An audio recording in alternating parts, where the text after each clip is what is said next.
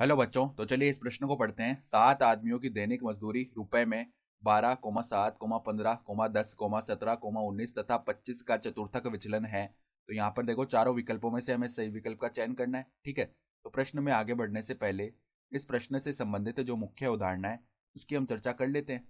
तो देखो, मुख्य उदाहरण क्या हो जाएगी। हम चतुर्थक विचलन का सूत्र जानते हैं। चतुर्थक विचलन ये हमारे पास में देखो क्या आता है, बराबर में आता है Q3 माइनस में Q1 बट्टा में 2। ये सूत्र होता है चतुर्थक विचलन का।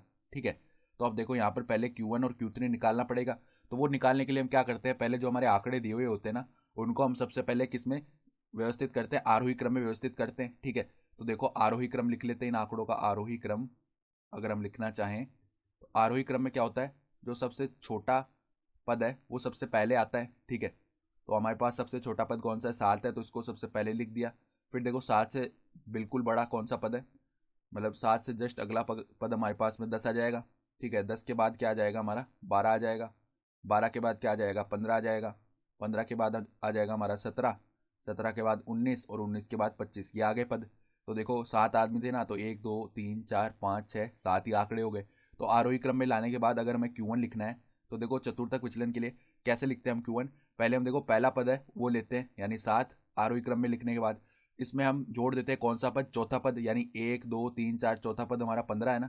तो 7 प्लस में 15 और बट्टा में 2 कर देते हैं। ठीक है, तो इसका मान कितना आ जाएगा, देखो 15 प्लस 7 22 होता है, 22 बट्टा 2 यानी कि 11 आ जाएगा। ठीक है, फिर Q3 हम कैसे निकालते हैं, जो चौथा पद होता है ना 15 पहले वो लिखते हैं, फिर इससे चौथा पद गिनते हैं, यानी 15 के बाद देखो 17 19 25, यानी कि यहाँ पर देखो 15 के बाद हम क्या करते हैं, 15 को मिलाकर हम यहाँ पर आगे चौथा पद देखते हैं। तो 15 17 19 25 ये आएगा, तो प्लस में 25 करेंगे ना, और बट्टा में हमारा क्या आ जाएगा, 2 आ जाएगा। सही है, यानी जब हम यहाँ पर देखो जब Q3 लिख रहे हैं तो इसमें हम 15 से आगे तो तीसरा पद देखते हैं, लेकिन 15 को मिलाकर देखें ना तब हमारा चौथा पद देखा जाता है, जैसे कि 15 17 19 25। ठीक है, और 15 से आगे की बात करेंगे तब 17 19 25, यानी तीसरा पद देख रहे हैं इस हिसाब से। ठीक है, तो ये किसके बराबर आएगा, 5 5 10 हो गया, एक हासिल में 2 3 4, यानी 40 बट्टा में 2, तो ये आ जाएगा 20।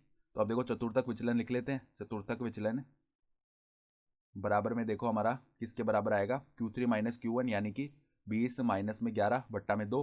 तो ये तो कितना आ गया, 9 बट्टा 2, यानी कि 4.5।